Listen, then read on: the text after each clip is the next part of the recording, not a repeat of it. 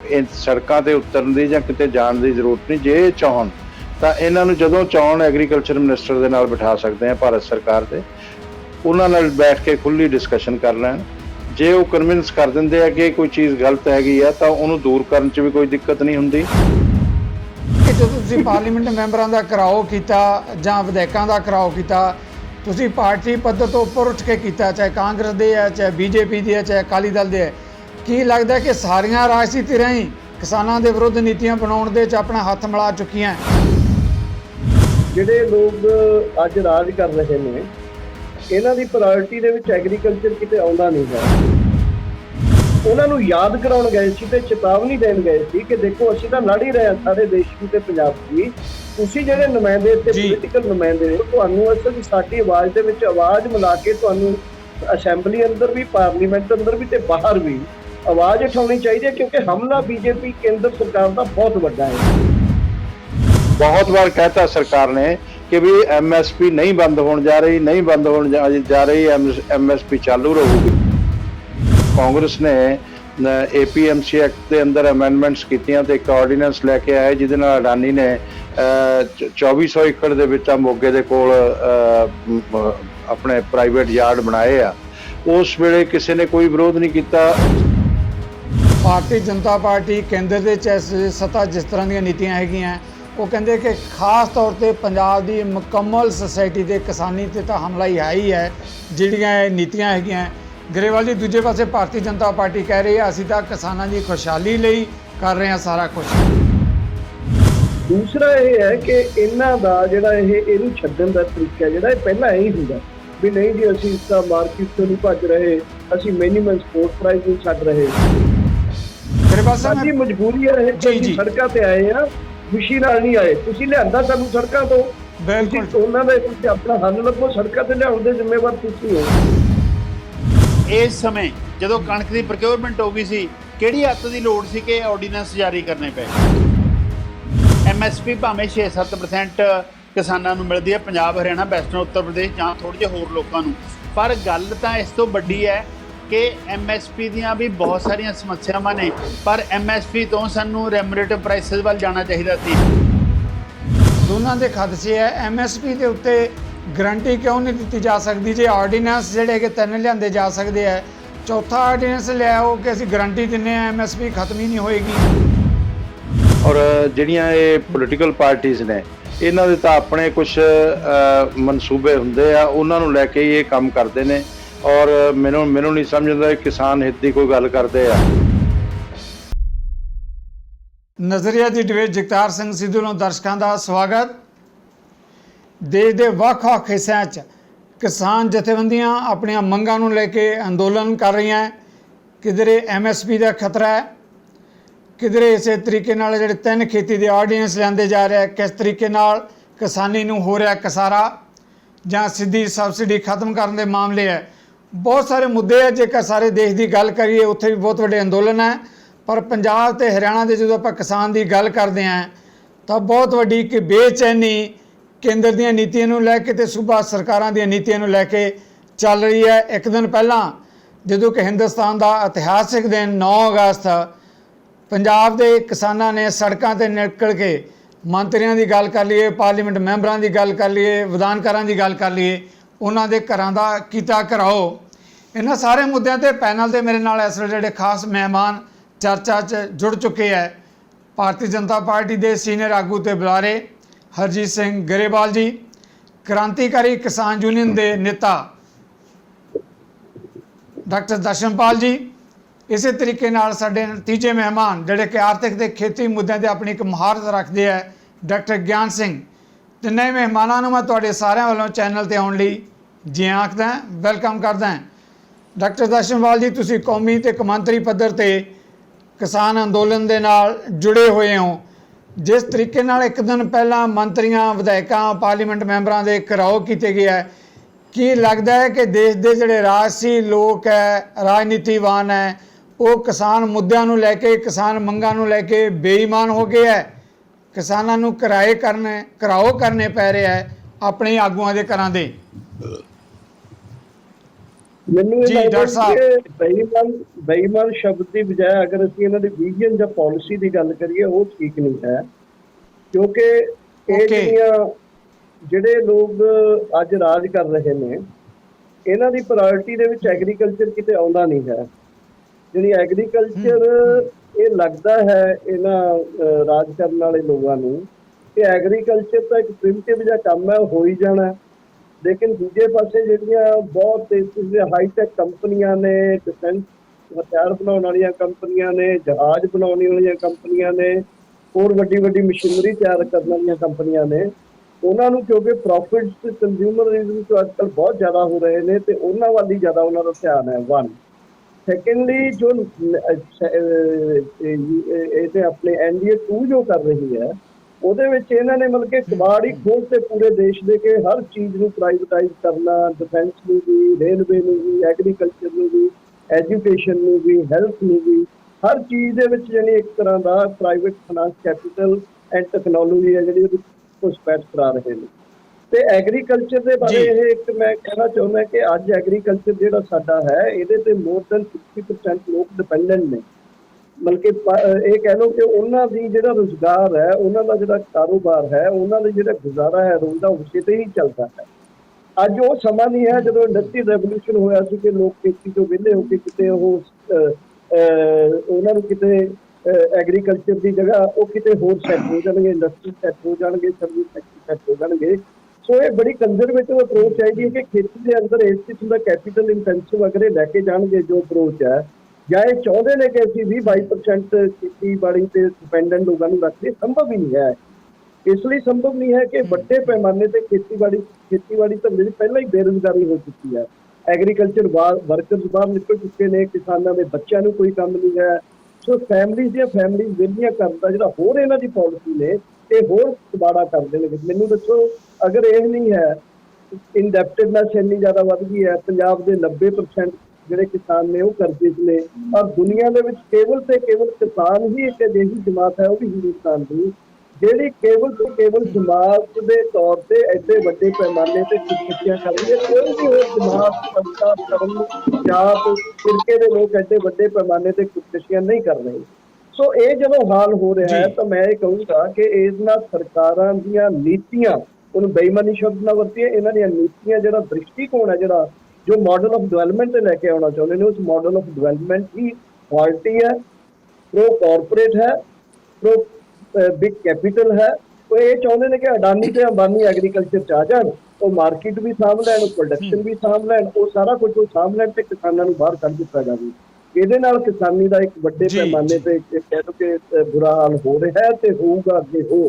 ਇਸ ਲਈ ਕਿਸਾਨ ਵੱਡੇ ਪੈਮਾਨੇ ਤੇ ਦੇਸ਼ ਪੰਜਾਬ ਤੇ ਸੰਘਰਸ਼ ਕਰ ਰਹੇ। ਓਕੇ ਡਾਕਟਰ ਦਰਸ਼ਨਪਾਲ, ਅੱਗੇ ਜਾਣ ਤੋਂ ਪਹਿਲਾਂ ਮੈਂ ਇੱਕ ਸਵਾਲ ਛੋਟਾ ਜਿਹਾ ਹੋਰ ਲੈਣਾ ਚਾਹਾਂਗਾ। ਬਿਲਕੁਲ ਤੁਸੀਂ ਨੀਤੀਆਂ ਦੀ ਗੱਲ ਕਰਦੇ ਹੋ ਕਿ ਨੀਤੀਆਂ ਜਿਹੜੀਆਂ ਹੈਗੀਆਂ ਉਹਨਾਂ ਦਾ ਵਿਰੋਧ ਹੋ ਰਿਹਾ ਹੈ। ਇਹ ਨੀਤੀਆਂ ਦੇ ਪਿੱਛੇ ਵੀ ਕਿਤੇ ਜਿਹੜਾ ਬੇਈਮਾਨੀ ਸ਼ਬਦ ਇਸ ਲਈ ਲੁਕਿਆ ਹੁੰਦਾ ਹੈ ਕਿਉਂਕਿ ਆਪਣੀਆਂ ਨੀਤੀਆਂ ਦੀ ਪੂਰਤੀ ਲਈ ਉਹ ਕੁਝ ਵੀ ਕਿਸੇ ਹੱਦ ਤੱਕ ਵੀ ਜਾਣ ਲਈ ਜਦੋਂ ਤਿਆਰ ਹੁੰਦੇ ਹੈ।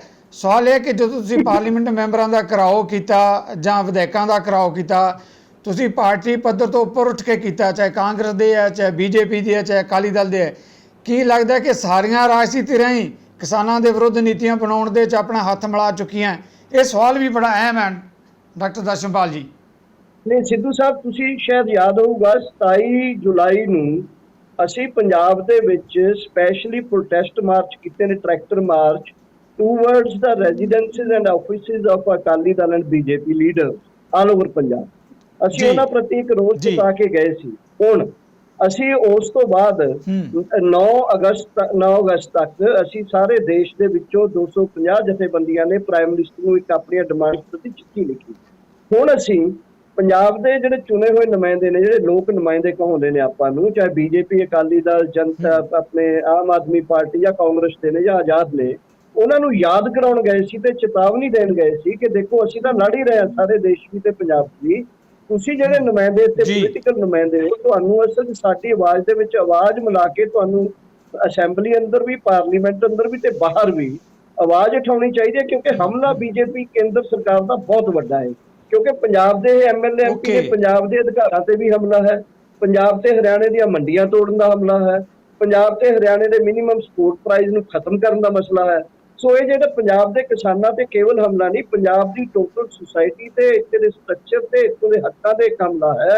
ਇਸ ਲਈ ਪੰਜਾਬ ਦੇ ਲੋਕਾਂ ਨੂੰ ਸਮੇਤ ਉਹਨਾਂ ਦੇ ਚੁਣੇ ਹੋਏ ਨੁਮਾਇੰਦਿਆਂ ਦੇ ਅਸੀਂ ਚੁਣੌਤੀ ਦੇਣ ਗਏ ਸੀ ਕਿ ਤੁਸੀਂ ਲੜੋ, ਤੁਹਾਨੂੰ ਲੜੇ ਬਗੈਰ ਨਹੀਂ ਸਰਨਾ। ਇਕੱਲੇ ਕਿਸਾਨ ਜਥੇਬੰਦੀਆਂ ਦਾ ਮਸਲਾ ਨਹੀਂ ਹੈ, ਪੰਜਾਬੀਆਂ ਦਾ ਮਸਲਾ। ਜੀ ਡਾਕਟਰ ਦਰਸ਼ਨਪਾਲ ਜੀ, ਥੈਂਕ ਯੂ ਵੈਰੀ ਮੱਚ।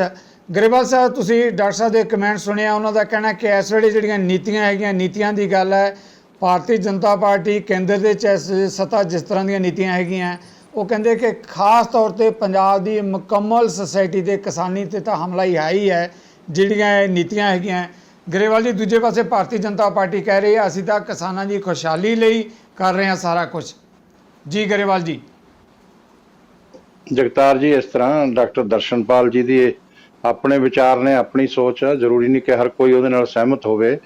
ਤੇ ਮੈਂ ਇਹ ਸਮਝਦਾ ਕਿ ਭਾਰਤੀ ਜਨਤਾ ਪਾਰਟੀ ਇਹ ਬਹੁਤ ਅੱਛੀ ਤਰ੍ਹਾਂ ਬਖੂਬੀ ਸਮਝਦੀ ਆ ਕਿ ਜਦੋਂ ਅਟਲ ਜੀ ਦੀ ਸਰਕਾਰ ਸੀ, ਜਦੋਂ ਪੂਰੀ ਦੁਨੀਆ ਦੇ ਅੰਦਰ ਜਿਨ੍ਹਾਂ ਦੀ ਉਦਯੋਗਾਂ ਤੇ ਆਧਾਰਿਤ ਇਕਨੋਮੀ ਸੀ, ਉੱਥੇ ਰਿਸੈਸ਼ਨ ਆਇਆ ਸੀ ਬਹੁਤ ਬੜਾ, ਔਰ ਇਕਨੋਮੀ ਨੂੰ, ਉਹਨਾਂ ਦੀ ਆਰਥਿਕਤਾ ਨੂੰ ਵੀ ਸੱਟ ਵੱਜੀ ਸੀ। ਪਰ ਹਿੰਦੁਸਤਾਨ ਉਸ ਵੇਲੇ ਕਿਉਂ ਬਚਿਆ ਕਿ ਸਾਡੀ ਇਕਨੋਮੀ ਜਿਹੜੀ ਆ ਉਹ ਐਗਰੀਰੀਅਨ ਬੇਸਡ ਆ, ਔਰ ਸਾਡੇ ਕਿਸਾਨ ਨੇ ਬਹੁਤ ਅੱਛੀ ਪੈਦਾਵਾਰ ਕੀਤੀ, ਮਾਨਸੂਨ ਬਹੁਤ ਅੱਛਾ ਆਇਆ, ਔਰ ਉਸ ਦੇ ਕਾਰਨ ਸਾਡਾ ਜਿਹੜਾ ਆਰਥਿਕਤਾ ਬਚੀ ਰਹੀ ਔਰ ਦੇਸ਼ ਅੱਗੇ ਵਿਕਾਸ ਕਰਦਾ ਰਿਹਾ, ਡਿਵੈਲਪਮੈਂਟ ਦੇ ਰਸਤੇ ਤੇ ਚੱਲਦਾ ਰਿਹਾ। ਔਰ ਅੱਜ ਵੀ ਸਾਨੂੰ ਇਹ ਵੀ ਜਾਣਕਾਰੀ ਹੈ ਸਰਕਾਰ ਨੂੰ, ਜੇ ਕਿਸਾਨ ਦੀ ਆਮਦਨ ਦੁੱਗਣੀ ਕਰਨੀ ਆ ਤਾਂ ਉਹ ਕਿਸ ਤਰ੍ਹਾਂ ਹੋਏਗੀ।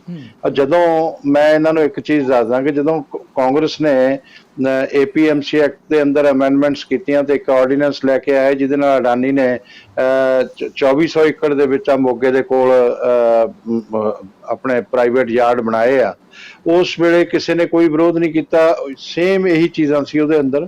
ਪਰ ਜਦੋਂ ਕੇਂਦਰ ਦੀ ਤਰਫੋਂ ਆਇਆ ਤਾਂ ਕਾਂਗਰਸ ਨੇ ਵੀ ਇੱਕ ਤਰ੍ਹਾਂ ਦੀ ਚੁਣਾਵੀ ਰਾਜ। Grewal sir I am sorry, ਵਿੱਚੋਂ ਟੋਕਣਾ ਪੈ ਰਿਹਾ ਹੈ। ਜਦੋਂ ਤੁਸੀਂ ਕਹਿ ਰਹੇ ਕਿ ਉਦੋਂ ਜਦੋਂ ਇਦਾਂ ਦਾ ਜਿਹੜਾ ਕਿਸੇ ਕਾਰਪੋਰੇਟ ਕਰਾਉਣੇ ਲਈ ਕੀਤਾ ਸੀ, ਕਿਸਾਨਾਂ ਨੇ ਵਿਰੋਧ ਨਹੀਂ ਕੀਤਾ, ਕੀ ਤੁਹਾਨੂੰ ਲੱਗਦਾ ਕਿ ਉਸ ਵੇਲੇ ਸੱਤਾ ਜਿਹੜੇ ਲੋਕ ਬੈਠੇ ਸੀਗੇ, ਕਾਂਗਰਸ ਸੀ ਜਾਂ ਜਿਹੜੇ ਵੀ ਸੀ, ਉਹ ਕਿਸਾਨ ਇਸ ਕਰਕੇ ਹੀ ਨਹੀਂ ਬੋਲੇ ਕਿ ਪ੍ਰੋ ਜਿਹੜੇ ਕਿ ਕਾਂਗਰਸ ਨੀਤੀਆਂ ਹੈਗੀਆਂ ਕਿਸਾਨਾਂ ਦੀਆਂ?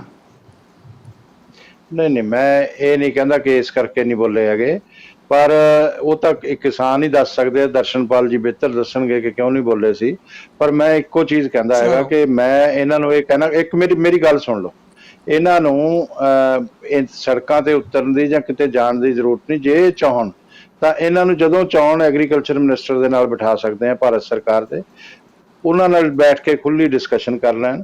ਜੇ ਉਹ ਕਨਵਿੰਸ ਕਰ ਦਿੰਦੇ ਆ ਕਿ ਕੋਈ ਚੀਜ਼ ਗਲਤ ਹੈਗੀ ਆ ਤਾਂ ਉਹਨੂੰ ਦੂਰ ਕਰਨ 'ਚ ਵੀ ਕੋਈ ਦਿੱਕਤ ਨਹੀਂ ਹੁੰਦੀ, ਔਰ ਨਹੀਂ ਤਾਂ ਇਹ ਕਨਵਿੰਸ ਹੋ ਜਾਣਗੇ। ਔਰ ਜੇ ਕੋਈ ਗੱਲ ਗਲਤ ਨਾ ਹੀ ਹੋਵੇ ਤਾਂ ਮੈਂ ਸਮਝਦਾ ਕਿ ਫਿਰ ਤਾਂ ਉਸ ਚੀਜ਼ ਨੂੰ ਮੰਨ ਲੈਣਾ ਚਾਹੀਦਾ। ਅਨਸੈਸਰਲੀ ਸੜਕਾਂ ਤੇ ਉਤਰ ਕੇ ਵਿਰੋਧ ਕਰਨਾ ਔਰ એનર્ਜੀ ਵੇਸਟ ਕਰਨਾ, ਉਹਨੂੰ ਅੱਛੇ ਪਾਸੇ ਆਪਾਂ ਲਾਈਏ। ਜੇ ਅਸੀਂ ਇਹਦੇ 'ਚ ਸੁਧਾਰ ਨਹੀਂ ਵੀ ਕਰਾਂਗੇ, ਹੁਣ ਜਿਵੇਂ ਉਸ ਦਿਨ ਮੈਂ ਪਹਿਲਾਂ ਵੀ ਡਾਕਟਰ ਗਿਆਨ ਸਿੰਘ ਬਹੁਤ ਵਿਦਵਾਨ ਨੇ, ਇਹ ਆਏ ਸੀ ਤੇ ਮੈਂ ਉਸ ਦਿਨ ਵੀ ਕਿਹਾ ਸੀ ਕਿ ਭਾਈ ਅਸੀਂ 1 ਲੱਖ ਕਰੋੜ ਰੁਪਇਆ ਅਲੱਗ ਤੋਂ ਆ ਵੇਅਰ ਹਾਊਸਸ ਲਈ ਤੇ ਕੋਲਡ ਸਟੋਰੇਜ ਲਈ ਰੱਖ ਰਹੇ ਆ ਮੋਦੀ ਜੀ ਦੀ ਸਰਕਾਰ, ਤੇ ਉਹ ਹੁਣ ਸਾਹਮਣੇ ਆ ਗਿਆ। ਉਸ ਵੇਲੇ ਤੱਕ ਅਜੇ ਆਮ ਲੋਕਾਂ ਦੇ ਸਾਹਮਣੇ ਸ਼ਾਇਦ ਨਹੀਂ ਆਇਆ ਹੋਣਾ, ਇਸ ਕਰਕੇ ਨਹੀਂ ਮੇਰੀ ਗੱਲ ਨੂੰ ਮੰਨ ਰਹੇ ਸੀ। ਪਰ ਅੱਜ ਉਹ ਜਿਹੜਾ ਆਮ ਕਿਸਾਨ ਵੀ ਮਿਲ ਕੇ ਅਗਰ ਆਪਣਾ ਕੋਆਪਰੇਟਿਵ ਦੇ ਨਾਲ ਚਾਹਣ ਤਾਂ ਕੋਲਡ ਸਟੋਰੇਜ ਆਪਣੇ ਬਣਾ ਸਕਦੇ ਆ। FCO ਬਣਾਉਣ ਦਾ ਜਿਹੜਾ ਹੈਗਾ ਉਹ ਅਲੱਗ ਤੋਂ ਹੈਗਾ ਕਿ ਆਪਣੀ ਪੈਦਾਵਾਰ ਨੂੰ ਰੱਖ ਸਕਦੇ ਆ। ਸਰਕਾਰ ਉਹਦੇ ਲਈ 20 ਲੱਖ ਤੱਕ ਦਿੰਦੀ ਹੈ, ਫੰਡ ਦਿੰਦੀ ਆ। ਹੋਰ ਵੀ ਬਹੁਤ ਸਾਰੀਆਂ ਸੁਵਿਧਾਵਾਂ ਜਿਹੜੀਆਂ ਸਰਕਾਰ ਦੇ ਰਹੀ ਆ ਤਾਂ ਕਿ ਕਿਸਾਨ ਦੀ ਆਮਦਨ ਦੁੱਗਣੀ ਕਰਨੀ ਆ। ਤੇ ਉਹਦੇ ਜੇ ਇਸ ਤਰ੍ਹਾਂ ਦੇ ਸੁਧਾਰ ਨਹੀਂ ਕਰਾਂਗੇ, ਮੰਡੀ 'ਚ ਸੁਧਾਰ ਨਹੀਂ ਹੋਏਗਾ ਤਾਂ ਕਿਸ ਤਰ੍ਹਾਂ ਹੋਏਗਾ? ਉਹਨੂੰ ਵਾਜਿਬ ਕੀਮਤ ਨਹੀਂ ਮਿਲੇਗੀ ਤਾਂ ਕਿਸ ਤਰ੍ਹਾਂ ਹੋਏਗਾ? ਔਰ ਬਹੁਤ ਵਾਰ ਕਹਿਤਾ ਸਰਕਾਰ ਨੇ ਕਿ ਵੀ MSP ਨਹੀਂ ਬੰਦ ਹੋਣ ਜਾ ਰਹੀ, ਨਹੀਂ ਬੰਦ ਹੋਣ ਜਾ ਰਹੀ, MSP ਚਾਲੂ ਰਹੂਗੀ। ਤੇ ਉਸ ਤੋਂ ਬਾਅਦ MSP ਦੇ ਮੁੱਦੇ ਤੇ ਕਰ ਡਾਕਟਰ ਦਰਸ਼ਨਪਾਲ, ਜਿਸ ਮੁੱਦੇ ਤੇ ਗਰੇਵਾਲ ਸਾਹਿਬ ਨੇ ਗੱਲ ਕੀਤੀ ਹੈ, ਉਹਨਾਂ ਦਾ ਕਹਿਣਾ ਕਿ ਕਿਸਾਨ ਕਿਉਂ ਆਪਣੀ એનર્ਜੀ ਵੇਸਟ ਕਰ ਰਹੇ ਹੈ, ਸੜਕਾਂ ਤੇ ਨਿਕਲ ਰਹੇ ਹੈ। ਉਹ ਕਹਿੰਦੇ ਤੁਸੀਂ ਬੈਠੋ ਜਾ ਕੇ ਕੇਂਦਰੀ ਮੰਤਰੀ ਮੰਡਲ ਦੇ ਨਾਲ, ਤੁਹਾਡੇ ਖਦਸ਼ੇ ਅਸੀਂ ਦੂਰ ਕਰਾਉਣੇ ਆ। ਤੁਹਾਨੂੰ ਲੱਗਦਾ ਹੈ ਕੋਈ ਡਾਇਲਾਗ ਦੇ ਵਿੱਚ ਕਿਤੇ ਫਰਕ ਰਿਹਾ ਵਾ, ਜਾਂ ਤੁਸੀਂ ਤਾਂ ਨੀਤੀਆਂ ਦੀ ਗੱਲ ਕਰਦੇ ਹੋ? ਇਹ ਕਹਿੰਦੇ ਕਿ ਨਹੀਂ, ਨੀਤੀਆਂ ਨੂੰ ਸਮਝਣ ਦੀ ਲੋੜ ਹੈ। ਦੇਖੋ ਸਿੱਧੂ ਸਾਹਿਬ, ਆਉਂਦੀ ਮੇਰੀ ਆਵਾਜ਼ ਠੀਕ? ਸਿੱਧੂ ਜੀ, ਸਾਹਿਬ ਬਿਲਕੁਲ। ਦੋ ਕਾਨੂੰਨ ਆਰਡੀਨੈਂਸ ਜਾਰੀ ਕੀਤੇ ਨੇ APMC ਤੇ ਕੰਟਰੈਕਟ ਫਾਰਮਿੰਗ ਵਾਲੇ। ਇਹਦੇ ਵਿੱਚ ਮੈਂ ਇਹ ਗੱਲ ਜਾਣਨਾ ਚਾਹੁੰਦਾ ਹਾਂ ਕਿ 6 ਤੋਂ ਲੈ ਕੇ 7% ਕਿਸਾਨਾਂ ਨੂੰ ਅਸ਼ੋਰਡ ਮਾਰਕੀਟਿੰਗ ਮਿਲ ਰਹੀ ਸੀ ਹਿੰਦੁਸਤਾਨ 'ਚ, ਜਿਸ 'ਚ ਮੇਨਲੀ ਪੰਜਾਬ ਅਤੇ ਹਰਿਆਣੇ ਦੇ ਕਿਸਾਨ ਨੇ। ਮੈਂ ਸਾਰੇ ਦੇਸ਼ ਦੇ ਵਿੱਚ ਜਾ ਘੁੰਮਦਾ ਹਾਂ, ਮੈਨੂੰ ਇਹ ਨਹੀਂ ਸਮਝ ਆਉਂਦੀ ਵੀ ਪੰਜਾਬ ਦੇ ਕਿਸਾਨਾਂ ਦੀ ਜਿਣਸ ਹੈ ਜਿਹੜੀ ਜਦੋਂ ਝੋਨਾ ਤੇ ਕਣਕ ਮੰਡੀ ਦੇ ਵਿੱਚ ਵਿਕ ਜਾਂਦੀ ਹੈ ਐਟ ਦਾ ਅਸ਼ੋਰਡ MSP। ਬੇਸ਼ੱਕ MSP ਬਾਰੇ ਵੀ ਸਾਡੇ ਸਵਾਲ ਨੇ, ਕਿਉਂਕਿ MSP ਕੈਲਕੂਲੇਟ ਕਰਨ ਦਾ ਜਿਹੜਾ ਫਾਰਮ ਦਾ C2 plus 50% ਹੈ ਉਹ ਗਵਰਨਮੈਂਟ ਨਹੀਂ ਇੰਪਲੀਮੈਂਟ ਕਰਦੀ, ਉਹ ਸਾਡੀ ਅਲੱਗ ਡਿਮਾਂਡ ਹੈ। ਲੇਕਿਨ ਅਸ਼ੋਰਡ MSP ਤੇ ਕਿਸੇ ਜਿਣਸ ਨੂੰ ਖਰੀਦਣ ਦੀ ਜਿਹੜੀ ਗਰੰਟੀ ਸੀ, ਉਹ ਗਰੰਟੀ ਨੂੰ ਕਿਉਂ ਤੋੜਿਆ ਜਾ ਰਿਹਾ? ਇਹ ਕਹਿੰਦੇ ਗਰੰਟੀ ਨੂੰ ਤੋੜਿਆ ਨਹੀਂ ਜਾ ਰਿਹਾ। ਅਸੀਂ ਕਹਿੰਦੇ ਕਿ ਜਿਹੜਾ ਮਾਰਕੀਟ, ਪ੍ਰਾਈਵੇਟ ਮਾਰਕੀਟ ਜਿਹੜੀ ਲਿਆਂਦੀ ਹੈ, ਪ੍ਰਾਈਵੇਟ ਮਾਰਕੀਟ ਪਹਿਲਾਂ ਬਿਹਾਰ 'ਚ ਹੈ, ਬਿਹਾਰ 'ਚ APMC ਟੁੱਟਿਆ ਹੋਇਆ। ਕੀ ਬਿਹਾਰ ਦੇ ਵਿੱਚ ਇੱਕ ਵੀ ਕੁਇੰਟਲ ਕਣਕ ਝੋਨੇ ਦਾ ਉਹ ਵਿਕਦਾ ਹੈ ਮਿਨੀਮਮ ਸਪੋਰਟ ਪ੍ਰਾਈਸ ਤੇ? ਕੀ ਮੱਧ ਪ੍ਰਦੇਸ਼ 'ਚ ਵਿਕਦਾ ਹੈ? ਅਗਰ ਮੱਧ ਪ੍ਰਦੇਸ਼ ਵਿਕਦਾ ਹੁੰਦਾ ਤਾਂ ਕਿਉਂ ਮਨਸੌਰ ਦੇ 6 ਕਿਸਾਨਾਂ ਨੂੰ ਗੋਲੀ ਨਾਲ ਮਾਰਿਆ ਜਾਂਦਾ 3 ਸਾਲ ਪਹਿਲਾਂ? ਉਹ ਕੀ ਉਹਨਾਂ ਦਾ ਗੁਨਾਹ ਇਹੀ ਸੀ ਨਾ ਕਿ ਉਹ ਮੰਗ ਰਹੇ ਸੀ ਕਿ ਸਾਡੀ ਕਣਕ ਹੈ ਜਿਹੜੀ ਉਸ ਨੂੰ ਘੱਟੋ ਘੱਟ ਸਪੋਰਟ ਪ੍ਰਾਈਸ ਤੇ ਖਰੀਦਿਆ ਜਾਵੇ? ਯਾਨੀ ਮੈਂ ਉਹ ਵੀ ਜਾਣਦਾ ਹਾਂ ਕਿ ਬਿਹਾਰ UP ਤੋਂ ਵਪਾਰੀ ਖਰੀਦ ਕੇ ਲਿਆਉਂਦੇ ਨੇ ਸਸਤੇ ਭਾਅ ਤੇ ਉਹਨੂੰ ਮਿਨੀਮਮ ਸਪੋਰਟ ਪ੍ਰਾਈਸ ਤੇ ਲਿਆ ਕੇ ਵੇਚ ਦਿੰਦੇ ਨੇ ਪੰਜਾਬ ਹਰਿਆਣੇ ਦੀਆਂ ਮੰਡੀਆਂ 'ਚ। ਈਵਨ ਉੱਤਰਾਖੰਡ ਦੇ ਸਾਥੀ ਸਾਡੇ ਦੱਸ ਰਹੇ ਸੀਗੇ ਕਿ ਉੱਤਰਾਖੰਡ 'ਚ ਵੀ ਉਹ ਕਹਿੰਦੇ ਡਾਕਟਰ ਸਾਹਿਬ ਸਾਡੇ ਤੋਂ ਅਜੇ ਵੀ ਮਿਨੀਮਮ ਸਪੋਰਟ ਪ੍ਰਾਈਸ ਤੇ ਅਸੀਂ ਵੇਚਣ ਦੇ ਵਿੱਚ ਅਸਮਰਥ ਹੈ।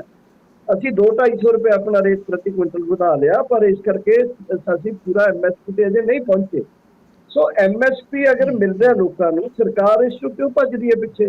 ਸਰਕਾਰ ਨੂੰ ਜ਼ਿੰਮੇਵਾਰੀ ਲੈਣੀ ਚਾਹੀਦੀ ਹੈ ਕਿ ਅਸ਼ੋਰਡ ਪ੍ਰਾਈਸ ਦਊਗੀ ਉਸ ਨੂੰ।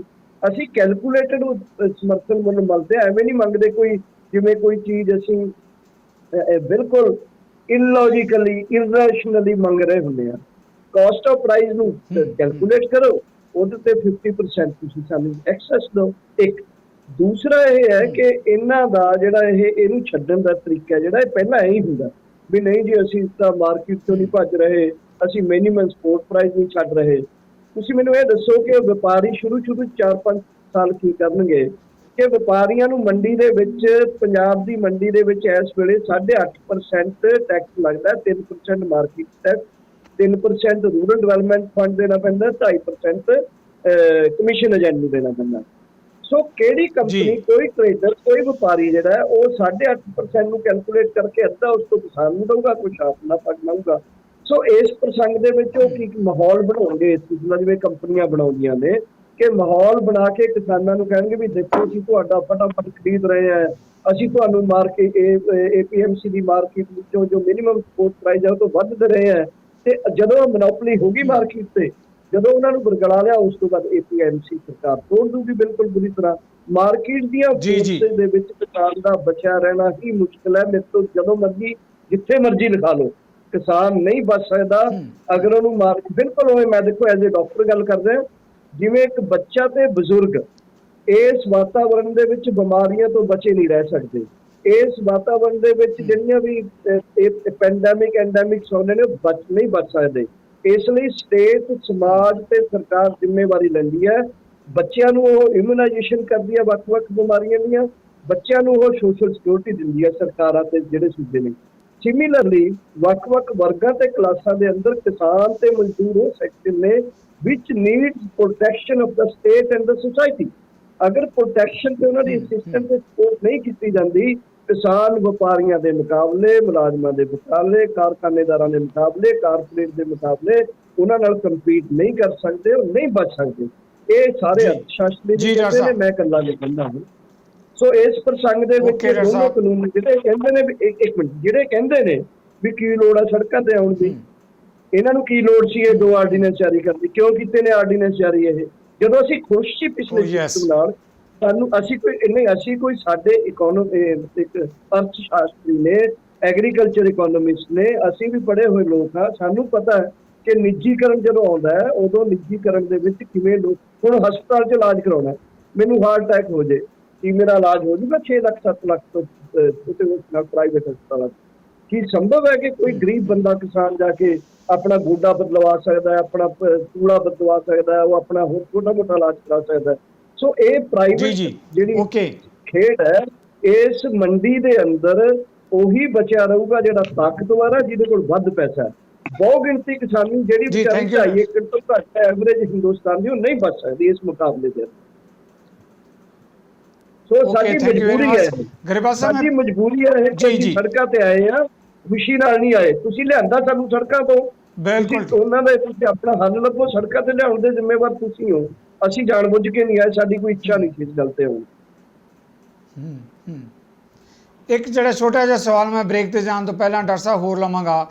ਇਹਨਾਂ ਦਾ ਕਹਿਣਾ ਕਿ ਪਿਛਲੀਆਂ ਸਰਕਾਰਾਂ ਵੇਲੇ ਵੀ ਜਦੋਂ ਇਦਾਂ ਦਾ ਕਾਰਪੋਰੇਟ ਹਾਊਸੇ ਨੂੰ ਲਿਆਉਣ ਦਾ ਕੋਸ਼ਿਸ਼ ਕੀਤਾ ਗਿਆ ਸੀ, ਪੰਜਾਬ ਦੇ ਇੱਕ ਮਾਡਲ ਦਾ ਜ਼ਿਕਰ ਵੀ ਕਰਦੇ ਹੈ, ਉਦੋਂ ਕਿਸਾਨ ਕਿਉਂ ਨਹੀਂ ਬੋਲੇ, ਹੁਣ ਕਿਉਂ ਬੋਲ ਰਹੇ ਹੈ? ਹਮੇਸ਼ਾ ਕਿਸਾਨ ਤੇ ਕਿਸਾਨ ਜਥੇਬੰਦੀਆਂ and their supporter agriculture economist ਹਮੇਸ਼ਾ ਹੀ ਬੋਲਦੇ ਰਹੇ ਨੇ, ਉਦੋਂ ਵੀ ਬੋਲੇ ਆ। ਜੀ ਕਈ ਜੀ ਵਾਰੀ ਇਹ ਹੋ ਸਕਦਾ ਕਿ ਸਾਨੂੰ ਇੰਨੀ ਲੁਕਵੀਂ ਚੀਜ਼ ਆ ਗਈ ਹੋਵੇ ਜਿਹੜੀ ਸਾਨੂੰ ਪਤਾ ਨਾ ਲੱਗੀ ਹੋਵੇ, ਲੇਕਿਨ ਬਲੈਕ ਐਂਡ ਜੀ, ਵਾਈਟ ਜੀ। ਜਦੋਂ ਚੀਜ਼ਾਂ ਹੁੰਦੀਆਂ ਬੜੀਆਂ ਸਪਸ਼ਟ ਹੋ ਜਾਂਦੀਆਂ ਨੇ। ਬਲੈਕ ਐਂਡ ਵਾਈਟ ਚੀਜ਼ਾਂ ਆਈਆਂ ਮਿਹਰਬਾਨੀ। ਨੇ, ਜ਼ਿਆਦਾ ਕਲੀਅਰ ਨੇ। ਥੈਂਕ ਯੂ ਜ਼ਿਆਦਾ ਡਾਕਟਰ ਉਗੜਵੀਆਂ ਸਾਹਿਬ, ਨਹੀਂ। Thank you very much. ਲੈਣੇ ਇੱਕ ਛੋਟੀ ਜੀ ਸਰ ਮਿਹਰਬਾਨੀ।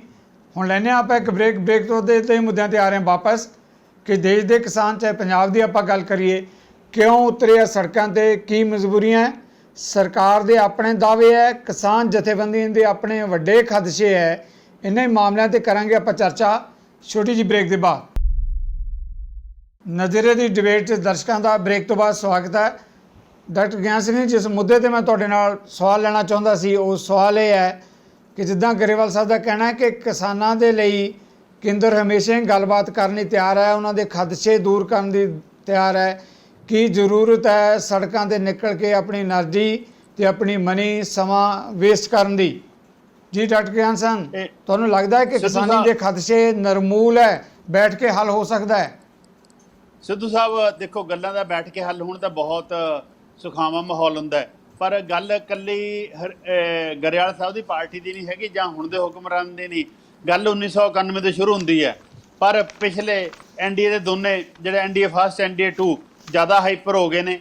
ਜਿਹੜੇ ਕਿਸਾਨ ਇਹ ਸੜਕਾਂ ਤੇ ਆਏ ਨੇ ਜਾਂ ਜਦੋਜਹਿਦ ਕਰਦੇ ਨੇ, ਇਹ ਉਹਦਾ ਸ਼ੌਕ ਨਹੀਂ। ਪਹਿਲੀ ਗੱਲ ਤਾਂ ਗਰੇਵਾਲ ਸਾਹਿਬ ਜਿੰਨੇ ਸਿਆਣੇ ਬੰਦੇ ਨੇ ਤੇ ਵਧੀਆ ਤਰੀਕੇ ਨਾਲ ਸਮਾਜ 'ਚ ਪਾਰਟਿਸਿਪੇਟ ਕਰਦੇ ਨੇ, ਇਹ ਗਰੇਵਾਲ ਸਾਹਿਬ ਇਸ ਗੱਲ ਦੱਸਣ ਦੀ ਖੇਚਲ ਕਰਨਾ ਕਿ ਆਰਡੀਨੈਂਸ ਹਮੇਸ਼ਾ ਅੱਤ ਦੀ ਲੋੜ 'ਚ ਇਸ਼ੂ ਹੁੰਦੇ ਨੇ।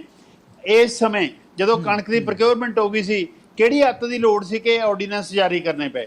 ਦੂਜੀ ਗੱਲ, ਇਹ ਆਰਡੀਨੈਂਸ 3 ਦੇ 3 MSP ਨੂੰ ਖਤਮ ਕਰਨ, ਪ੍ਰੋਕਿਉਰਮੈਂਟ ਨੂੰ ਖਤਮ ਕਰਨ, ਫੂਡ ਕਾਰਪੋਰੇਸ਼ਨ ਆਫ ਇੰਡੀਆ ਨੂੰ ਖਤਮ ਕਰਨ ਅਤੇ ਕਾਰਪੋਰੇਟ ਫਾਰਮਰ ਨੂੰ ਪ੍ਰਮੋਟ ਕਰਨ ਦੀ ਗੱਲ ਕਰਦੇ ਨੇ। ਇਹ ਉਹਦਾ ਇੰਪਲੀਕੇਸ਼ਨ ਇਹ ਹੈਗੀ, ਜੇ ਇਹਦੇ ਤੇ ਕੋਈ ਕਿੰਤੂ ਪ੍ਰੰਤੂ ਹੈ ਤਾਂ commission for agriculture cost and prices ਦਾ ਰਿਕਮੈਂਡੇਸ਼ਨ ਦੇਖ ਲਓ ਪਿਛਲੀਆਂ 2-3 ਜਿਹੜੇ ਸਾਲਾਂ ਦੀਆਂ, ਤਾਂ ਉਹ ਸ਼ਰੇਆਮ ਇਹ ਕਰ ਰਹੇ ਨੇ ਕਿ ਜਿਹੜੀ ਪ੍ਰੋਕਿਉਰਮੈਂਟ ਹੈ ਉਹਨੂੰ PDS ਤੱਕ ਕਰੋ। ਫਿਰ ਸ਼ਾਂਤਾ ਕੁਮਾਰ ਕਮੇਟੀ ਤਾਂ ਇਹਨਾਂ ਦੀ ਆਪਦੀ ਸੀ, ਉਹਦੀਆਂ ਰਿਕਮੈਂਡੇਸ਼ਨ ਦੇਖ ਲੈਣ ਜਿਹੜੇ MSP ਨੂੰ ਖਤਮ ਕਰਨ ਦੀ ਗੱਲ ਕਰਦੇ ਨੇ। ਇਹ ਗੱਲ ਜਿਹੜੀ ਇਹ ਕਹਿੰਦੇ ਨੇ ਵੀ MSP ਦੀ ਹੈਗੀ, MSP ਭਾਵੇਂ 6-7% ਕਿਸਾਨਾਂ ਨੂੰ ਮਿਲਦੀ ਹੈ, ਪੰਜਾਬ ਹਰਿਆਣਾ ਵੈਸਟਰਨ ਉੱਤਰ ਪ੍ਰਦੇਸ਼ ਜਾਂ ਥੋੜ੍ਹੇ ਜਿਹੇ ਹੋਰ ਲੋਕਾਂ ਨੂੰ, ਪਰ ਗੱਲ ਤਾਂ ਇਸ ਤੋਂ ਵੱਡੀ ਹੈ ਕਿ MSP ਦੀਆਂ ਵੀ ਬਹੁਤ ਸਾਰੀਆਂ ਸਮੱਸਿਆਵਾਂ ਨੇ, ਪਰ MSP ਤੋਂ ਸਾਨੂੰ ਰੈਮੂਨਰੇਟਿਵ ਪ੍ਰਾਈਸਿਸ ਵੱਲ ਜਾਣਾ ਚਾਹੀਦਾ ਸੀ। ਜੇ ਕਿਸਾਨ ਇੱਥੇ ਆਏ ਨੇ, ਉਹਨਾਂ ਨਾਲ ਗੱਲਬਾਤ ਕਰਨੀ ਹੈ, ਇਹਨਾਂ ਆਰਡੀਨੈਂਸਿਸ ਨੂੰ ਵਾਪਸ ਲੈ ਲਓ, ਜਾਂ ਇਹਨਾਂ ਆਰਡੀਨੈਂਸਿਸ ਦੇ ਵਿੱਚ 1-1 2-2 ਲਾਈਨਾਂ ਪਵਾਉਂਦੇ ਕਿ MSP ਨਹੀਂ ਹੋਊਗੀ, ਰੈਮੂਨਰੇਟਿਵ ਪ੍ਰਾਈਸਿਸ ਹੋਣਗੀਆਂ ਤੇ 100% ਪ੍ਰੋਕਿਉਰਮੈਂਟ ਹੋਊਗੀ। 23 ਦੀਆਂ 23 ਫਸਲਾਂ ਦਾ ਹੋਣਗੀਆਂ, ਹੁਣ ਤਾਂ 2 ਫਸਲਾਂ ਦਾ ਹੀ ਹੈ, 23 ਦੀਆਂ 23 ਫਸਲਾਂ ਦਾ ਹੋਣਗੀਆਂ। ਇਸ ਤੋਂ ਬਿਨਾਂ ਬਾਕੀ ਦੀਆਂ ਫਸਲਾਂ ਵੀ ਇਹ ਉਹਨਾਂ ਦੀ MSP ਦੀ ਜਗ੍ਹਾ ਰੈਮੂਨਰੇਟਿਵ ਪ੍ਰਾਈਸਿਸ ਹੋਣਗੀਆਂ ਤੇ ਨਾਲ ਉਹਦੀ ਪ੍ਰੋਕਿਉਰਮੈਂਟ ਹੋਊਗੀ। ਜੇ ਸਾਰਾ ਕੁਝ ਹੁੰਦਾ ਸਿੱਧੂ ਸਾਹਿਬ, ਕਿਸਾਨਾਂ ਕੋ ਤਾਂ ਖੇਤ ਵੀ ਕਈ ਵਾਰੀ ਇਹ ਬੀਜਣ ਤੋਂ ਵਾਹੁਣ ਤੋਂ ਖਾਲੀ ਰਹਿ ਜਾਂਦੇ ਕਿ ਡੀਜ਼ਲ ਇੰਨਾ ਮਹਿੰਗਾ ਹੋ ਗਿਆ, ਉਹ ਆਪਦੇ ਟਰੈਕਟਰ ਲੈ ਕੇ ਰੋਡਸ ਤੇ ਕਾਹਨੂੰ ਉਹਦੇ ਪ੍ਰੋਟੈਸਟ ਕਾਹਨੂੰ ਕਰਦੇ। ਹਾਂ, ਇੱਕ ਗੱਲ ਮੈਨੂੰ ਜ਼ਰੂਰ ਲੱਗਦੀ ਹੈ, ਡਾਕਟਰ ਦਰਸ਼ਨਪਾਲ ਜਾਂ 250 ਜਥੇਬੰਦੀਆਂ ਦੇ ਕਿਸਾਨ ਜਿੰਨੇ ਜਾਗਰੂਕ ਨੇ, ਇਹ ਗੱਲ ਇਹਨਾਂ ਨੇ ਪਹਿਲਾਂ ਵੀ ਲੌਂਗ ਮਾਰਚ 'ਚ ਐਸਟੈਬਲਿਸ਼ ਕੀਤੀ ਸੀ, ਨਾਸਿਕ ਤੋਂ ਮੁੰਬਈ ਤੱਕ, ਕਿ ਲੌਂਗ ਮਾਰਚ ਲੋਕਤੰਤਰਕ ਤਰੀਕੇ ਨਾਲ ਸੀ ਤੇ ਡੈਮੋਕ੍ਰੈਟਿਕ ਵੇਜ਼ ਸੀ, ਲੋਕਤੰਤਰਕ ਸੀ ਤੇ ਸ਼ਾਂਤ ਸੀ। ਹੁਣ ਵੀ ਇਹਨਾਂ ਦੇ ਜਿਹੜੇ ਸੰਘਰਸ਼ ਨੇ ਉਹ ਇਸੇ ਲਾਈਨ ਤੇ ਚੱਲਣ। ਪਰ ਗਰੇਵਾਲ ਸਾਹਿਬ ਇਹ ਦੱਸਣਗੇ ਕਿ ਜਿਹੜੀਆਂ ਆਰਥਿਕ ਨੀਤੀਆਂ ਨੇ, ਜਿਹੜੇ ਹਿਸਾਬ ਨਾਲ ਜੀ। ਬੁਲਡੋਜ਼ਰ ਫੇਰਿਆ ਜਾ ਰਿਹਾ ਹੈ, ਉਹ ਬੁਲਡੋਜ਼ਰ ਨਾ ਦੇਸ਼ ਦੇ ਹੱਕ 'ਚ ਹੈ, ਨਾ ਕਿਸਾਨਾਂ ਦੇ ਹੱਕ 'ਚ ਹੈ, ਨਾ ਖੇਤ ਮਜ਼ਦੂਰਾਂ ਦੇ ਹੱਕ 'ਚ ਹੈ, ਆਪਾਂ ਨਾ ਹੀ ਲੈਣੇ ਜਵਾਬ। ਹਾਂਜੀ ਜੀ ਗਰੇਵਾਲ ਸਾਹਿਬ, ਤੁਸੀਂ ਡਾਕਟਰ ਗਿਆਨ ਸਿੰਘ ਹਾਂਜੀ। ਦਰਸ਼ਨਪਾਲ ਜੀ ਦੇ ਕਮੈਂਟਸ ਹਾਂਜੀ, ਵੀ ਹਾਂਜੀ। ਲਏ ਹੈਗੇ ਆ। ਹਾਂਜੀ, ਮੈਂ ਇਹਦਾ ਜਵਾਬ ਦਿੰਦਾ ਕੀ ਆਪਣਾ ਜ਼ਰੂਰਤ ਕਿਉਂ ਸੀ, ਡਾਕਟਰ। ਕੀ ਜ਼ਰੂਰਤ ਸੀ ਜਿਹਦੇ ਨਾਲ ਐਮਐਸਪੀ ਤੇ ਵੀ ਬਲਡੋਜ਼ਰ ਫਿਰ ਰਿਹਾ, ਦੂਜੇ ਜਿਹੜੇ ਕਿਸਾਨ ਦੇ ਨਾਲ ਜੁੜੇ ਹੋਏ ਮੁੱਦੇ ਹਿੱਤ ਆ ਉਹਨਾਂ ਤੇ ਵੀ ਬਲਡੋਜ਼ਰ ਫਿਰ ਰਿਹਾ, ਕੀ ਜ਼ਰੂਰਤ ਸੀ ਆਰਡੀਨੈਂਸ ਲਿਆਉਣ ਦੀ ਇਹੋ ਜਿਹੇ ਵੇਲੇ 'ਚ? ਜਗਤਾਰ ਜੀ, ਗੱਲ ਇਹ ਹੈ ਕਿ ਆਰਡੀਨੈਂਸ ਨਾਲ ਐਮਐਸਪੀ ਤਾਂ ਬਾਰ-ਬਾਰ ਸਾਡੇ ਮਿਨਿਸਟਰ ਵੀ ਕਹਿ ਚੁੱਕੇ ਆ, ਸਾਰੇ ਸਰਕਾਰ ਦੇ ਲੋਕ ਬੋਲਦੇ ਆ, ਤੇ ਸਾਡੀ ਪਾਰਟੀ ਵੀ ਕਹਿੰਦੀ ਹੈ ਕਿ ਬਿਲਕੁਲ ਬੰਦ ਨਹੀਂ ਹੋਏਗੀ, ਜਾਰੀ ਰਹੇਗੀ। ਔਰ ਇਹਦੇ ਨਾਲ ਕੀ ਇੱਕ ਚੀਜ਼ ਇਹ ਹੋਈ ਹੈ ਕਿ ਪਹਿਲਾਂ ਕਿਸਾਨ ਆਪਣੀ ਪੈਦਾਵਾਰ ਨੂੰ ਜਿੱਥੇ ਉਹਨੂੰ ਦੂਸਰੀ ਸਟੇਟਸ ਵੀ ਅੱਛੀ ਕੀਮਤ ਮਿਲਦੀ ਸੀ ਨਹੀਂ ਲਿਜਾ ਕੇ ਵੇਚ ਸਕਦਾ ਸੀ, ਔਰ ਉਸ ਨੂੰ ਉਹ ਇਹਦੇ ਨਾਲ ਅਲਾਉ ਕੀਤਾ ਗਿਆ ਕਿ ਵੀ ਉਹ ਕਿਤੇ ਵੀ ਆਪਣੀ ਜਿੱਥੇ ਉਹਨੂੰ ਜ਼ਿਆਦਾ ਕੀਮਤ ਮਿਲੇ ਫਸਲ ਨੂੰ ਵੇਚ ਸਕਦਾ, ਤੇ ਉਹਦੀ ਆਪਦੀ ਇੱਛਾ ਨਾਲ। ਨਹੀਂ ਤਾਂ ਐਮਐਸਪੀ ਤੇ ਖਰੀਦ ਸਰਕਾਰ ਕਰੇਗੀ, ਇਸ ਚੀਜ਼ ਦੀ ਗਾਰੰਟੀ ਹੈ। ਇਹੀ ਆ। ਤੇ ਜਿਹੜੇ ਆਰਡੀਨੈਂਸਸ ਹੁੰਦੇ ਆ ਉਹ ਡਾਕਟਰ ਗਿਆਨ ਸਿੰਘ ਬਹੁਤ ਬਿਹਤਰ ਸਮਝਦੇ ਆ ਕਿ ਜੇ ਉਹ ਜਾਰੀ ਹੋ ਵੀ ਗਏ ਤਾਂ ਉਹ ਗਰੇਵਾਲ ਸਾਹਿਬ ਸੁਣ ਤਾਂ ਲਓ, ਮੇਰੀ ਗੱਲ ਤਾਂ ਸੁਣ। ਉਹ ਆਰਡੀਨੈਂਸ ਛੋਟਾ ਜਿਹਾ ਸਵਾਲ ਗਰੇਵਾਲ ਜੀ, ਛੋਟਾ ਜਿਹਾ ਸਵਾਲ ਤੁਸੀਂ ਨਾਲ ਜੋੜ ਕੇ। ਸਵਾਲ ਇੰਨਾ ਹੀ ਹੈ ਜਿਹਦੇ ਚ ਡਾਕਟਰ ਦਰਸ਼ਨਪਾਲ ਨੇ ਵੀ ਕਿਹਾ, ਡਾਕਟਰ ਗਿਆਨ ਸਿੰਘ ਨੇ ਵੀ ਕਿਹਾ, ਦੋਨਾਂ ਦੇ ਖਦਸ਼ੇ ਹੈ। ਐਮਐਸਪੀ ਦੇ ਉੱਤੇ ਗਰੰਟੀ ਕਿਉਂ ਨਹੀਂ ਦਿੱਤੀ ਜਾ ਸਕਦੀ ਜੇ ਆਰਡੀਨੈਂਸ ਜਿਹੜੇ ਕਿ 3 ਲਿਆਂਦੇ ਜਾ ਸਕਦੇ ਆ? ਚੌਥਾ ਆਰਡੀਨੈਂਸ ਲਿਆਓ ਕਿ ਅਸੀਂ ਗਰੰਟੀ ਦਿੰਨੇ ਆ ਐਮਐਸਪੀ ਖਤਮ ਹੀ ਨਹੀਂ ਹੋਏਗੀ, ਦੂਜੀਆਂ ਜਿਹੜੀਆਂ ਵਸਤਾਂ ਜਿਨ੍ਹਾਂ ਤੇ ਐਮਐਸਪੀ ਲਾਗੂ ਹੁੰਦੀ ਉਹਨਾਂ ਦੀ ਖਰੀਦੀ। ਇਹ ਗਰੰਟੀ ਦੇਣ ਚ ਕੀ ਦਿੱਕਤ ਹੈ? ਕੀ ਦਿੱਕਤ ਹੈ ਗਰੰਟੀ ਦੇਣ ਚ? ਮੈਂ ਦੱਸ ਰਿਹਾ ਜੀ, ਮੈਂ ਦੱਸ ਰਿਹਾ। ਹੁਣ ਜਿਹੜੇ ਆਰਡੀਨੈਂਸਸ ਨੇ, ਇਹਨਾਂ ਨੂੰ ਜਿਹੜੀ ਕਮਿੰਗ ਲੋਕ ਸਭਾ ਦਾ ਤੇ ਰਾਜ ਸਭਾ ਦਾ ਸੈਸ਼ਨ ਆਉਣਾ, ਉਹਦੇ ਚ ਰੱਖਣਾ ਪੈਣਾ, ਔਰ ਉਹਦੇ ਚ ਇਹਦੇ ਤੇ ਬਹੁਤ ਬਹਿਸ ਵੀ ਹੋਣੀ ਆ। ਡਿਬੇਟ ਹੋਣ ਤੋਂ ਬਾਅਦ ਉਹਦੇ 'ਚ ਜਿਹੜੀਆਂ ਕਮੀਆਂ ਨੇ ਉਹਦੇ ਤੇ ਵੀ ਗੱਲ ਹੋਣੀ ਆ। ਬਾਕੀ ਜੇ ਇਹ ਉਸ ਤੋਂ ਪਹਿਲਾਂ ਚਾਹੁੰਦੇ ਨੇ ਕਿ ਇਹਨਾਂ ਨੂੰ ਕੋਈ ਇੱਦਾਂ ਦੀ ਅਸ਼ੋਰੈਂਸ ਚਾਹੀਦੀ ਆ, ਤਾਂ ਉਹ ਅਸੀਂ ਐਗਰੀਕਲਚਰ ਮਿਨਿਸਟਰ ਨਾਲ ਕਿਸਾਨਾਂ ਦੀ ਮੀਟਿੰਗ ਆਰਗੇਨਾਈਜ਼ ਕਰਵਾ ਦਿੰਦੇ ਆ, ਤੇ ਉਹਦੇ 'ਚ ਬੈਠ ਕੇ ਗੱਲ ਕਰ ਸਕਦੇ ਆ, ਤੇ ਉਹਦੇ 'ਚ ਮੇਰਾ ਖਿਆਲ ਆ ਵੀ ਇਹਨਾਂ ਦੇ ਸਾਰੇ ਖਦਸ਼ੇ ਦੂਰ ਹੋ ਜਾਣਗੇ। ਔਰ ਜਿਹੜੀਆਂ ਇਹ ਪੋਲੀਟੀਕਲ ਪਾਰਟੀਆਂ ਨੇ, ਇਹਨਾਂ ਦੇ ਤਾਂ ਆਪਣੇ ਕੁਝ ਮਨਸੂਬੇ ਹੁੰਦੇ ਆ, ਉਹਨਾਂ ਨੂੰ ਲੈ ਕੇ ਹੀ ਇਹ ਕੰਮ ਕਰਦੇ ਨੇ। ਔਰ ਮੈਨੂੰ ਨਹੀਂ ਸਮਝ ਆਉਂਦਾ ਕਿਸਾਨ ਹਿੱਤ ਦੀ ਕੋਈ ਗੱਲ ਕਰਦੇ ਆ, ਤੇ ਜੇ ਕਿਸਾਨ ਹਿੱਤ ਦੀ ਗੱਲ ਆ ਤਾਂ ਇਹ ਕਿਸਾਨ ਸੰਗਠਨ ਜਿਹੜੇ ਆ, ਮੈਂ ਇਹਨਾਂ ਨੂੰ ਫਿਰ ਰਿਕੁਐਸਟ ਕਰਦਾ, ਜਦੋਂ ਵੀ ਇਹ ਚਾਹਣਗੇ ਉਦੋਂ ਹੀ ਇਹਨਾਂ ਦੀ ਮੀਟਿੰਗ ਆਰਗੇਨਾਈਜ਼ ਕਰਵਾ ਦਿਆਂਗੇ, ਉਦੋਂ ਹੀ ਇਹ ਮਿਲ ਕੇ ਗੱਲ ਕਰ ਸਕਦੇ ਆ। ਔਰ ਸੈਸ਼ਨ ਵੀ ਜਿਹੜਾ ਹੈਗਾ, ਮੈਨੂੰ ਜੋ ਉਮੀਦ ਆ ਕਿ ਸੈਪਟੰਬਰ 'ਚ ਹੀ ਹੋ ਜਾਣਾ। ਕਰੋਨਾ ਦੀ ਵਜ੍ਹਾ ਕਰਕੇ ਦੇਰੀ ਹੋ ਰਹੀ ਹੈ, ਔਰ ਉਹਦੇ ਅੰਦਰ ਇਹਦੇ ਤੇ ਵਿਸਤਾਰ ਨਾਲ ਚਰਚਾ ਹੋ ਜਾਣੀ ਹੈ। ਜਿਹੜੀ ਡਾਕਟਰ ਗਿਆਨ ਸਿੰਘ ਉਹਨਾਂ ਨੇ ਗੱਲ ਕਹੀ ਆ, ਉਹ ਬਿਲਕੁਲ ਜਾਇਜ਼ ਆ ਕਿ ਇਹ ਨਰਸਿਮਹਾ ਰਾਓ ਦੀ ਸਰਕਾਰ ਦੇ ਸਮੇਂ ਤੋਂ ਹੀ ਸ਼ੁਰੂ ਹੋ ਗਿਆ ਸੀ, ਔਰ ਉਸ ਵੇਲੇ ਮੈਂ ਵੀ ਭਾਰਤੀ ਜਨਤਾ ਪਾਰਟੀ ਦੇ ਕਿਸਾਨ ਮੋਰਚੇ ਦਾ ਆਲ ਇੰਡੀਆ ਜਨਰਲ ਸੈਕਟਰੀ ਸੀ। ਅਸੀਂ ਸੜਕਾਂ ਤੇ ਉਤਰ ਕੇ ਇਸ ਦਾ ਵਿਰੋਧ ਕਰਦੇ ਸੀ ਉਸ ਵੇਲੇ। ਇਹ ਇਸੇ ਕਰਕੇ ਕਰਦੇ ਸੀ ਕਿ ਅੱਗੇ ਦੀ ਅੱਗੇ ਵੱਧਦਾ ਜਾਣਾ। ਗਰੇਵਾਲ ਸਾਹਿਬ, ਜੋ ਨਰਸਿਮਹਾ ਰਾਓ ਦੀ ਸਰਕਾਰ ਦੀਆਂ ਨੀਤੀਆਂ ਦੀ ਗੱਲ ਕਰਦੇ ਆ, ਉਦਾਂ ਤਾਂ ਆਪਾਂ ਕਹਿੰਦੇ ਕਿ ਕਾਂਗਰਸ ਬਹੁਤ ਬੁਰੀ ਹੈ ਦੇਸ਼ ਦੇ ਲਈ। ਆਪਾਂ ਧਾਰਾ 370 ਤੋੜਤੀ, ਹੋਰ ਮਾਮਲਿਆਂ ਦੇ ਵਿੱਚ ਗੱਲ ਕਰਦੇ ਆ। ਤੇ ਹੁਣ ਜੇ ਨਰਸਿਮਹਾ ਰਾਓ ਨੇ ਕੋਈ ਗਲਤ ਨੀਤੀਆਂ ਲਿਆਂਦੀਆਂ ਤਾਂ ਮੋਦੀ ਸਰਕਾਰ ਉਹਨਾਂ ਨੀਤੀਆਂ ਤੇ ਕਿਉਂ ਪਹਿਰਾ ਦੇ ਰਹੀ ਹੈ? ਸਰਕਾਰਾਂ ਦੇ ਪ੍ਰਤੀ ਜੇ ਕਿਸਾਨਾਂ ਦੇ ਖਦਸ਼ੇ ਹੈ ਤਾਂ ਖਦਸ਼ੇ ਦੂਰ ਕਰਨ ਦੇ ਵਿੱਚ ਕੀ ਦਿੱਕਤ ਹੈਗੀ ਹੈ? ਕਿਸਾਨ ਕਹਿ ਰਿਹਾ ਜਦੋਂ ਆਪਾਂ ਆਰਡੀਨੈਂਸ ਲਿਆਉਣ ਦੀ ਗੱਲ ਕਰਦੇ ਹਾਂ ਤਾਂ ਆਰਡੀਨੈਂਸ ਲਿਆਉਣ ਤੋਂ ਪਹਿਲਾਂ ਵੀ, ਗਰੇਵਾਲ ਜੀ, ਆਰਡੀਨੈਂਸ ਲਿਆਉਣ ਤੋਂ ਪਹਿਲਾਂ ਵੀ ਤਾਂ ਕਿਸਾਨ ਜਥੇਬੰਦੀਆਂ ਨੂੰ ਮਿਲ ਕੇ ਡਿਸਕਸ ਕੀਤਾ ਜਾ ਸਕਦਾ ਸੀ ਕਿ ਅਸੀਂ ਆਰਡੀਨੈਂਸ ਲਿਆਉਂਦੇ ਆ, ਤੇ ਦੱਸੋ ਤੁਹਾਡੀ ਕੀ ਰਾਏ ਹੈ ਇਹਦੇ 'ਚ? ਇਸ ਤਰ੍ਹਾਂ ਜੇ ਕੋਈ ਇੱਦਾਂ ਦੀ ਇਹ ਚਾਹੁੰਦੇ ਆ ਕਿ ਅਸ਼ੋਰੈਂਸ ਚਾਹੀਦੀ ਆ, ਉਹ ਜ਼ਰੂਰ ਇਹਨਾਂ ਨੂੰ ਜਿਹੜਾ ਇਹ ਆਰਡੀਨੈਂਸਸ ਦੇ ਉੱਪਰ ਚਰਚਾ ਹੋਣੀ ਆ ਪਾਰਲੀਮੈਂਟ ਦੇ ਅੰਦਰ, ਉਹਦੇ ਜ਼ਰੂਰ ਉਹਦੇ 'ਚ ਇਹਨਾਂ ਨੂੰ ਉਹ ਖਦਸ਼ੇ ਦੂਰ ਕੀਤੇ ਜਾਣਗੇ। ਐਸੀ ਕੋਈ ਗੱਲ ਨਹੀਂ ਹੈ। ਜਦੋਂ ਵੀ ਇਹ ਮੀਟਿੰਗ ਰੱਖਣਾ ਚਾਹੁੰਦੇ ਨੇ ਮੀਟਿੰਗ ਜੀ। ਡਾਕਟਰ ਦਰਸ਼ਨਪਾਲ ਜੀ ਨੂੰ ਖੁੱਲ੍ਹਾ ਸੱਦਾ ਦਿੱਤਾ ਗਰੇਵਾਲ ਸਾਹਿਬ ਨੇ, ਕਹਿੰਦੇ ਕਿ ਅਸੀਂ ਖਦਸ਼ੇ ਦੂਰ ਕਰਨ ਦੇ ਲਈ ਤਿਆਰ ਹਾਂ। ਕਿਉਂ ਨਹੀਂ ਤੁਸੀਂ ਇਹ ਕਹਿੰਦੇ ਕਿ ਜੇ ਪੰਜਾਬ ਦਾ ਕਿਸਾਨ ਜਾ ਕੇ ਕੇਰਲਾ ਦੇ 'ਚ, ਉੜੀਸਾ ਦੇ 'ਚ ਆਪਣੀ ਜਾ ਕੇ ਫਸਲ ਵੇਚ ਸਕਦਾ ਹੈ ਤਾਂ ਤੁਸੀਂ ਜ਼ਰੂਰ ਆਪਣੀਆਂ ਟਰਾਲੀਆਂ ਗੱਡੇ ਤੋੜਨੇ ਆ ਪਿੰਡ ਦੀ ਮੰਡੀ 'ਚ? ਅਸੀਂ ਕਿਸਾਨ ਜਥੇਬੰਦੀਆਂ ਵਾਲੇ ਜਾਂ ਉਹਨਾਂ ਦੇ ਲੀਡਰ ਜਾਂ ਦੇਸ਼ ਦੇ ਜਿਹੜੇ ਖੇਤੀ ਨਾਲ ਜੁੜੇ ਹੋਏ ਬੁੱਧੀਜੀਵੀ ਨੇ, ਉਹਨਾਂ ਦੀ ਖੋਪੜੀ 'ਚ ਵੀ ਇੱਕ ਦਿਮਾਗ ਹੈ ਉਹਨਾਂ ਦੇ ਵੀ ਦੋ ਦੋ ਅੱਖਾਂ ਦੋ ਦੋ ਕੰਨ ਨੇ। ਦੇ ਨੋ ਕੀ ਠੀਕ ਸੀ ਕੀ ਗਲਤ ਸੀ, ਅੱਜ ਠੀਕ ਕੀ ਹੈ ਕੀ ਗਲਤ ਹੈ, ਕੱਲ ਨੂੰ ਕੀ ਠੀਕ ਹੋਣ ਜਾ ਰਿਹਾ ਕੀ ਗਲਤ ਹੋਣ ਜਾ ਰਿਹਾ। ਸੋ ਇਹ ਸਿਚੁਏਸ਼ਨ ਪ੍ਰੂਵ ਕਰ ਰਹੀ ਹੈ ਕਿ ਕਿਸਾਨੀ ਨੂੰ ਪਿਛਲੇ ਸਮੇਂ ਤੋਂ ਜਦੋਂ ਤੋਂ ਮਿਨੀਮਮ ਸਪੋਰਟ ਪ੍ਰਾਈਸ ਜਾਂ to be converted into minimum prices, ਅਸੀਂ ਪਿਛਲੇ 3-2.5 ਸਾਲ ਪਹਿਲਾਂ ਇੱਕ ਐਕਟ ਬਣਾ ਕੇ ਦਿੱਤਾ NDA 1 ਨੂੰ, ਜਿਹਦੇ ਵਿੱਚ ਅਸੀਂ ਇਹ ਕਿਹਾ ਸੀ ਕਿ ਸਾਰੀਆਂ ਫਸਲਾਂ ਦਾ MSP ਸਾਰੇ ਦੇਸ਼ 'ਚ ਮਿਲਣਾ ਚਾਹੀਦਾ। 1 ਸੈਕੰਡਲੀ, ਜਿੱਥੇ MSP ਨਹੀਂ ਮਿਲਦਾ ਉਹ that will be taken as a criminal act. ਲੇਕਿਨ ਇਹਨਾਂ ਨੇ ਸਾਡਾ ਰੱਖਿਆ ਹੋਇਆ ਐਕਟ ਹੈ ਜਿਹੜਾ, ਉਸ ਰਾਜ ਸਭਾ ਤੇ ਪਾਰਲੀਮੈਂਟ ਲੋਕ ਸਭਾ ਦੇ ਵਿੱਚ ਉਹਨੂੰ ਇੰਟਰੋਡਿਊਸ ਨਹੀਂ ਕੀਤਾ। ਸੋ ਮੈਨੂੰ ਇਹ ਦੱਸੋ ਵੀ ਇਹ ਜਿਹੜਾ ਇਹ ਖੁੱਲੀ ਮਾਰਕੀਟ ਤੇ ਛੱਡਣ ਦੇ ਬਜਾਏ ਕਿਸਾਨੀ ਨੂੰ, ਮੈਂ ਪਹਿਲਾਂ ਵੀ ਕਹਿ ਰਿਹਾ ਕਿ ਕਿਸਾਨੀ ਨੂੰ ਸਟੇਟ ਦੀ ਇੰਟਰਵੈਂਸ਼ਨ ਤੋਂ ਬਗੈਰ ਬਚਾਇਆ ਪ੍ਰੋਟੈਕਟ ਨਹੀਂ ਕੀਤਾ ਜਾ ਸਕਦਾ। ਉਹਨਾਂ ਨੂੰ ਦੇਣਾ ਚਾਹੀਦਾ ਹੈ। ਅਸੀਂ ਕੋਈ ਐਵੇਂ ਨਹੀਂ ਮੰਗਦੇ, ਅਸੀਂ ਕਹਿੰਦੇ ਕਾਸਟ ਕੈਲਕੂਲੇਟ ਕਰੋ, ਕਾਸਟ ਦੇ ਉੱਪਰ ਸਾਨੂੰ ਇੰਨਾ ਮੈਨੇਜਮੈਂਟ ਦਾ, ਹੋਰ ਸਾਡੀਆਂ ਜਿਹੜੀਆਂ ਨੈਚੁਰਲ ਕੈਲੈਮਿਟੀਜ਼ ਆਉਂਦੀਆਂ ਨੇ ਉਹਨਾਂ ਨੂੰ ਧਿਆਨ 'ਚ ਰੱਖ ਕੇ ਸਾਨੂੰ ਇੰਨਾ ਉੱਪਰ ਦੇ ਦਿਓ। ਹਰ 3-4 ਸਾਲ ਬਾਅਦ ਫਸਲ ਹੈ ਜਿਹੜੀ ਉਹ ਖਰਾਬ ਹੋ ਜਾਂਦੀ ਹੈ। ਸੋ ਇਸ ਪ੍ਰਸੰਗ ਦੇ ਵਿੱਚ ਅਸੀਂ ਕੀ ਗਲਤ ਮੰਗਦੇ? ਤੁਸੀਂ ਤਾਂ ਉਹ ਵੀ 7% ਕਿਸਾਨਾਂ ਦਾ ਖੋਹ ਰਹੇ ਹੋ, 93% ਨੂੰ ਅਸੀਂ ਦਿਵਾਉਣਾ ਚਾਹੁੰਦੇ, ਤੁਸੀਂ 7 ਦਾ ਵੀ ਖੋਹਣ ਜਾ ਰਹੇ ਹੋ। ਇੱਕ ਦੂਸਰਾ ਮੈਂ ਇਹ ਕਹਿੰਦਾ ਕਿ ਇਹ ਦੱਸਣ ਵੀ ਪੰਜਾਬ ਤੇ ਹਰਿਆਣੇ ਤੋਂ ਬਗੈਰ ਮਤਲਬ ਕਿ ਅਸੀਂ ਬਿਹਾਰ 'ਚ ਜਾ ਕੇ ਵੇਚਾਂਗੇ, ਹੁਣ ਉੱਥੇ ਸਾਨੂੰ ਵੱਧ ਮਿਲ ਜੂਗਾ ਕਿਤੇ, ਜਾਂ ਤਾਂ ਇਹ ਦੱਸਣ ਵੀ ਬਾਕੀ ਜਗ੍ਹਾ ਤੇ ਵੱਧ ਮਿਲ ਰਿਹਾ। ਇਹ ਨਾ ਮਿਲਣਾ, ਨਾ ਮਿਲਿਆ ਤੇ ਨਾ ਹੀ ਮਿਲੇਗਾ।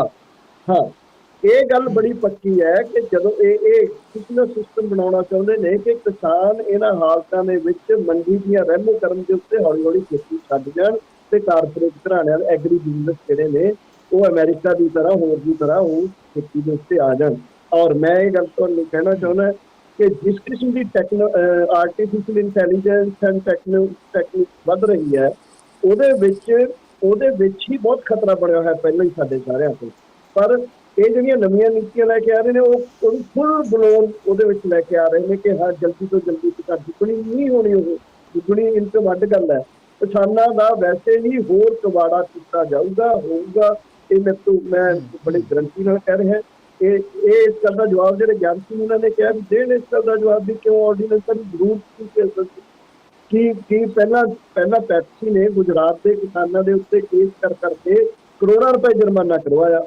ਸਾਡੇ ਆ ਪੈਪਸੀ ਇੱਥੇ ਲੱਗੀ ਹੈ, ਪੈਪਸੀ ਦੇ ਕਿੰਨਾ ਫਾਇਦਾ ਪਹੁੰਚਾਤਾ ਸਾਡੇ ਕਿਸਾਨਾਂ ਨੂੰ। ਸੋ ਇਹ ਇੰਪੋਰਟੈਂਟ ਮਸਲਾ ਹੈ। ਰਾਜ ਸੱਤਾ ਜਾਂ ਸਮਾਜ ਦੀ ਇੰਟਰਵੈਂਸ਼ਨ ਤੋਂ ਬਗੈਰ ਵੀਕਰ ਸੈਕਸ਼ਨ, ਵਲਨਰੇਬਲ ਸੈਕਸ਼ਨ ਨੂੰ ਪ੍ਰੋਟੈਕਟ ਕੀਤਾ ਹੀ ਨਹੀਂ ਜਾ ਸਕਦਾ।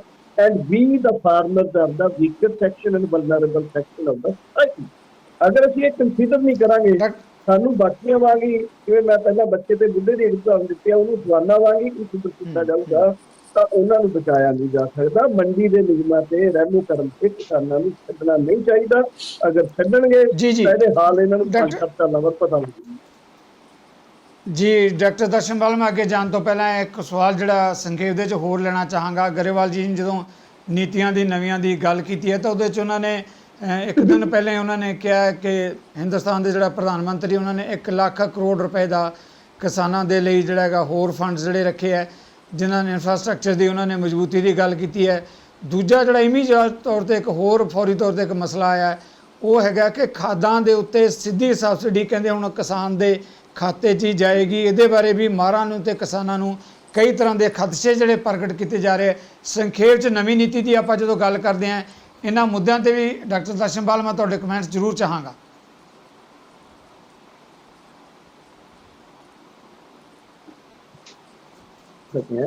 ਕੋਈ 1 ਲੱਖ ਕਰੋੜ ਆਲਰੇਡੀ ਕੋਈ ਮਤਲਬ ਕਿ ਪ੍ਰਧਾਨ ਮੰਤਰੀ ਨੇ ਕੋਈ ਨਵੀਂ ਕੋਈ ਚੀਜ਼ ਨਹੀਂ ਦਿੱਤੀ ਉਹਦੇ ਸਾਨੂੰ।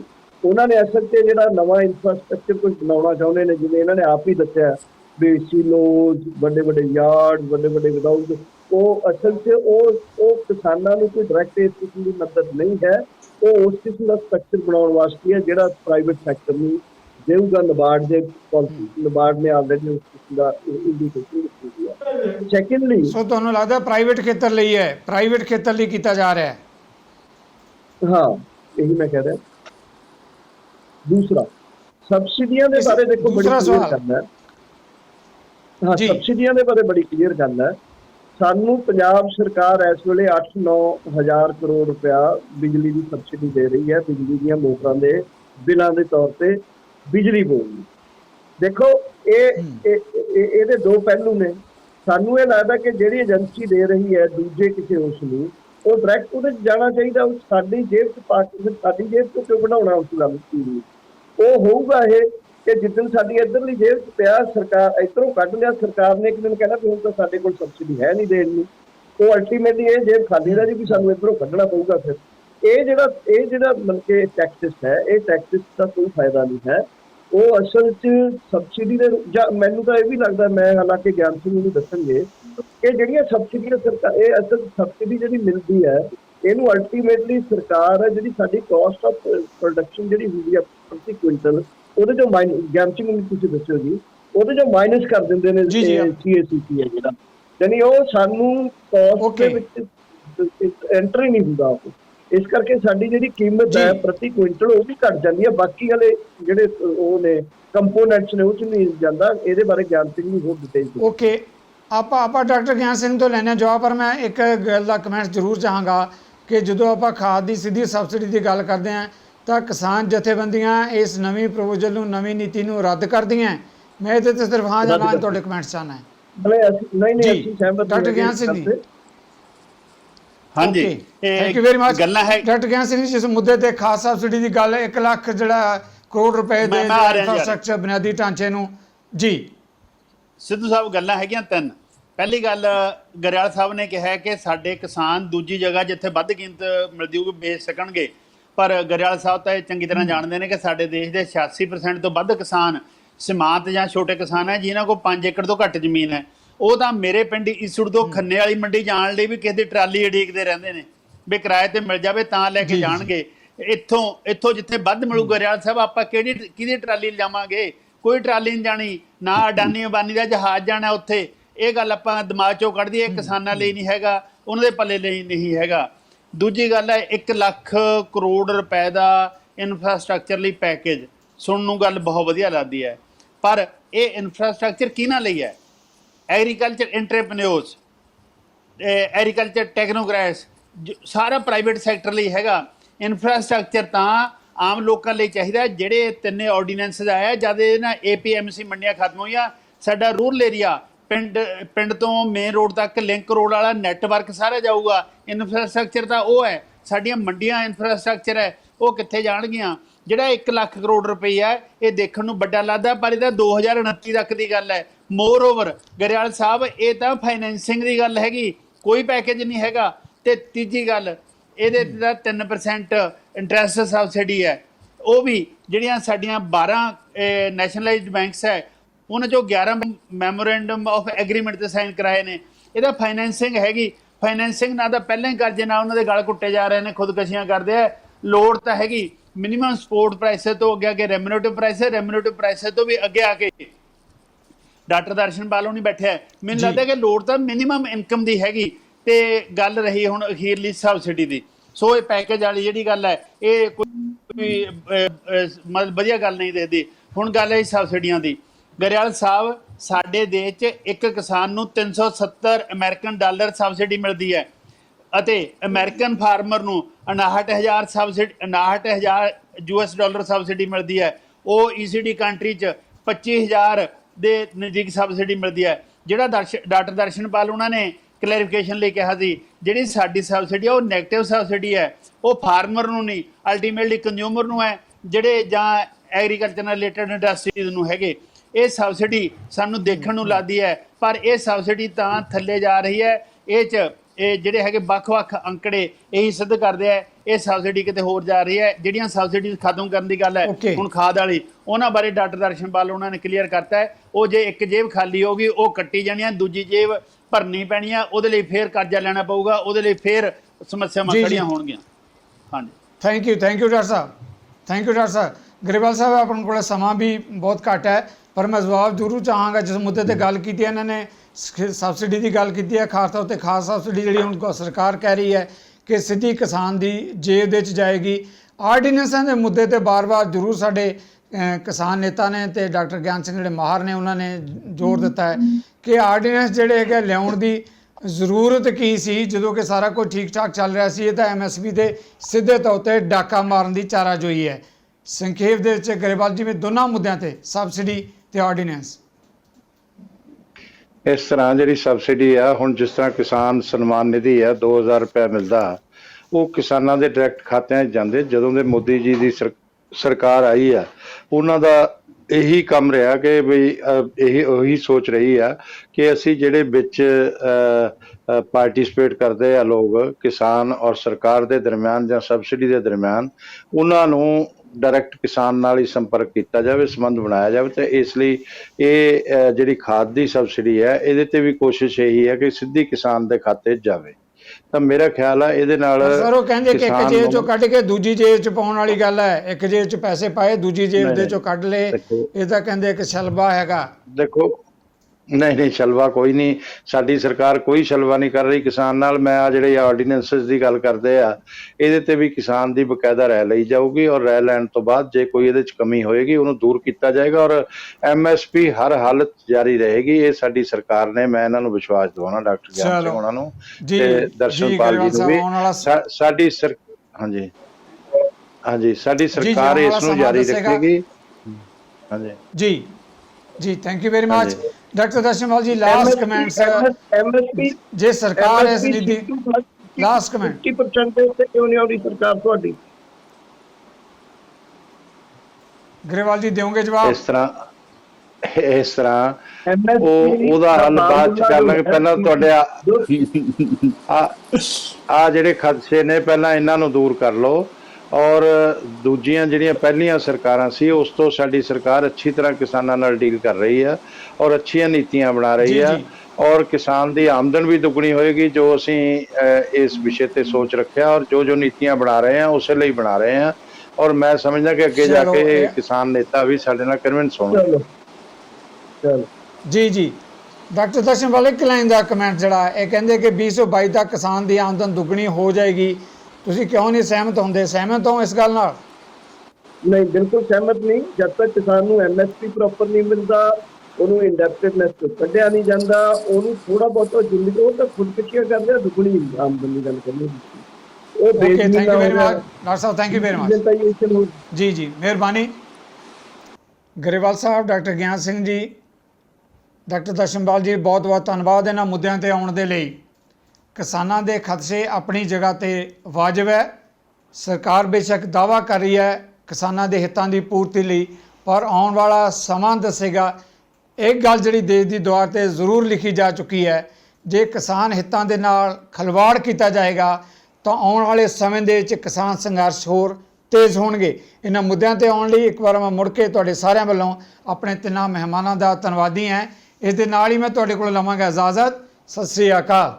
ਸਾਡਾ ਹਰ ਇੱਕ ਪ੍ਰੋਗਰਾਮ ਵੇਖਣ ਤੇ ਸਾਡੇ ਨਾਲ ਜੁੜਨ ਲਈ ਸਬਸਕ੍ਰਾਈਬ ਕਰੋ ਚੈਨਲ ਪੰਜਾਬੀ ਤੇ ਨੋਟੀਫਿਕੇਸ਼ਨ ਲਈ ਬੈਲ ਆਈਕਨ ਵਾਲੇ ਬਟਨ ਤੇ ਕਲਿੱਕ ਕਰੋ।